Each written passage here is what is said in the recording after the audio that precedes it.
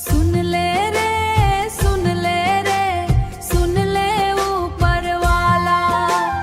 सुन ले रे, सुन ले रे, सुन ले ऊपर वाला।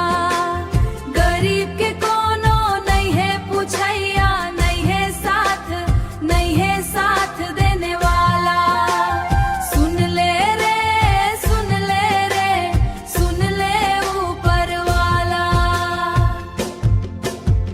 नकटी गाँव ला नकटा मनहा, रोआ रोआ के टोरत है।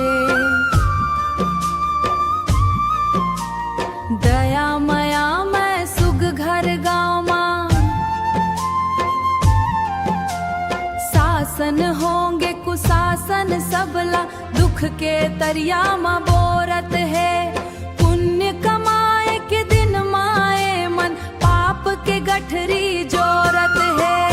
गरीब के कोनो नहीं है पूछैया, नहीं है साथ देने वाला। सुन ले रे, सुन ले रे, सुन ले ऊपर वाला। रोवत है लइका बिलखत है दाई, ककरो समझ नहीं आवत है। बने बनाए घर दुआर ला, सरकारी बुलडोजर ढावत है। नकटी गांव के माटी रोवे, रोवे गली और खोर। कोनो तरस नहीं आवे, चारों डहर उड़े सो।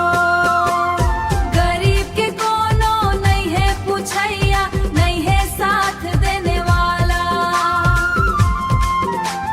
सुन ले रे, सुन ले रे, सुन ले ऊपर वाला।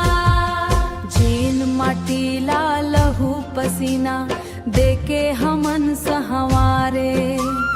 इही माटी ले आज हमला बेघर करके निकाल।